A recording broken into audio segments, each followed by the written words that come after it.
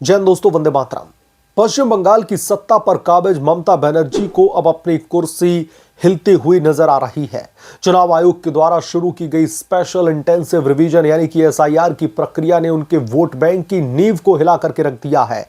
SIR जो मतदाता सूची को साफ सुथरा बनाने का एक संवैधानिक कदम है, ममता बनर्जी और उनकी तृणमूल कांग्रेस के लिए वोटबंदी बन चुका है।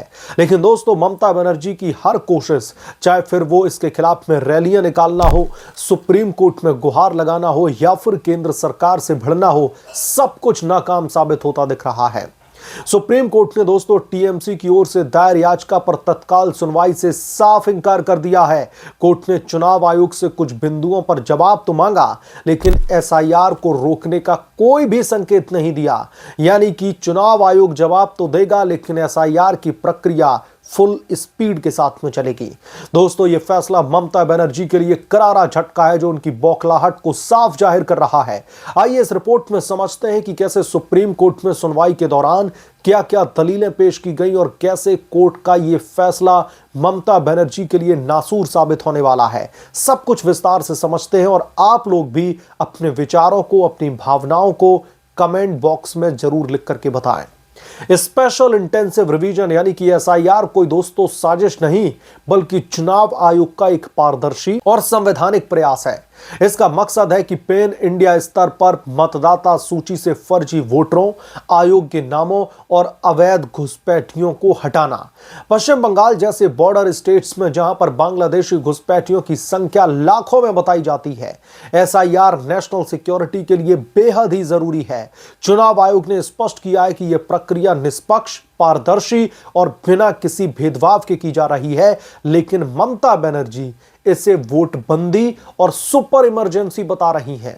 क्यों? क्योंकि एसआईआर से उनके कथित वोट बैंक यानी कि अवैध प्रवासियों को वोटर कार्ड देकर के पालने वाली राजनीति अब पूरी तरीके से खतरे में पड़ गई है।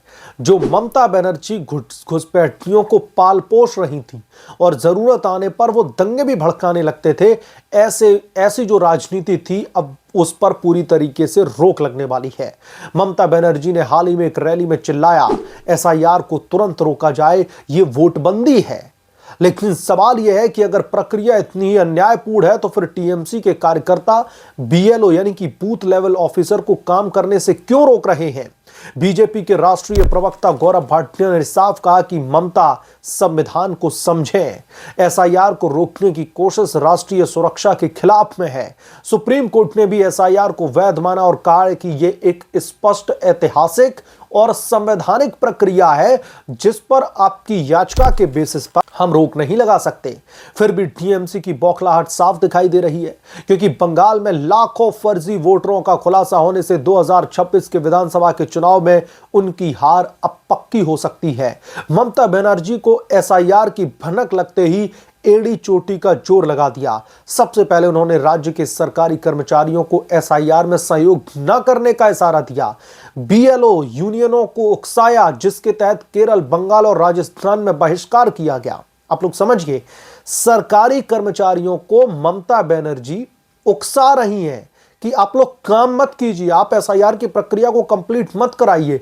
टीएमसी ने बीएलओस को अमानवीय दबाव का शिकार बता करके राज्य सरकार से पैसे भी मांगे, 2 लाख से ज्यादा मुआवजा और ट्रेनिंग। लेकिन यह सच एक दिखावा था। भारतीय जनता पार्टी ने आरोप लगाया कि टीएमसी सरकारी देरी से बीएलओस को पैसे नहीं दे रही, फिर भी एसआईआर रोकने के लिए ड्रामा रच रही है।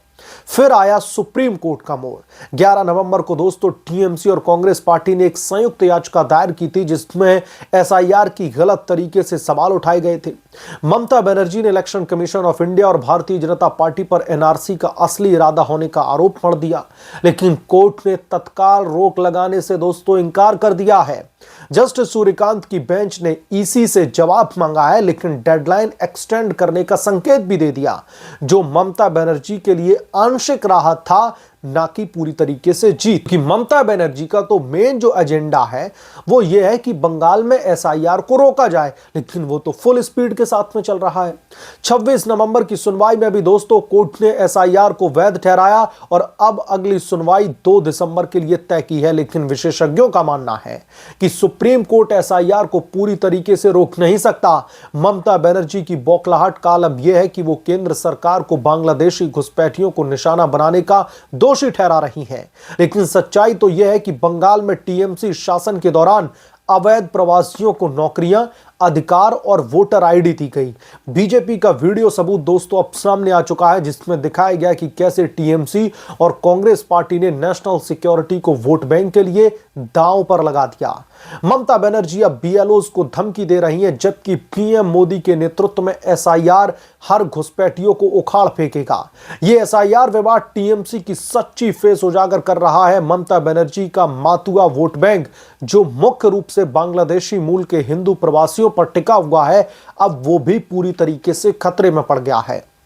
ममता बनर्जी ने मातुआ वोट बैंक के लिए कल एक रैली का भी आयोजन किया। तमाम जो घुसपैठिए थे उनको सड़कों पर उतरने का आह्वान दिया, लेकिन सब ने ठेंगा दिखा दिया। पिछले 3 सालों में एसआईआर से जुड़े 12 से 15 सुसाइड्स और मौतें हुई, लेकिन जिम्मेदार कौन है? टीएमसी की उकसावा भरी राजनीति। इंडिया टुडे की एक रिपोर्ट के मुताबिक नवंबर तक 9 मामले एसआईआर से जुड़े थे। ममता इलेक्शन कमीशन को अमानवीय दबाव का दोषी बता रही हैं, लेकिन खुद बीएलओज को काम रोकने के लिए भड़का रही हैं। बीजेपी के सांसद गुरु प्रकाश पासवान ने कहा कि ममता बनर्जी संविधान के खिलाफ में सवाल खड़े कर रही हैं। एसआईआर राष्ट्रीय हित में है। वहीं पर बीजेपी के विधायक शंकर घोष ने ममता बनर्जी को देश विरोधी करार दे दिया। ट्विटर पर भी जनता का गुस्सा फूट रहा है। एक यूजर ने लिखा है कि ममता एसआईआर रोकने के लिए जो वेस्ट बंगाल की गवर्नमेंट है, उनके जो एम्प्लॉय हैं, उनको हर्डल्स क्रिएट कर रही हैं। सुप्रीम कोर्ट को टीएमसी को हटाना चाहिए। दूसरा पोस्ट ये किया गया कि सुप्रीम कोर्ट ने एसआईआर को बैक किया, ममता को बड़ा झटका दिया गया।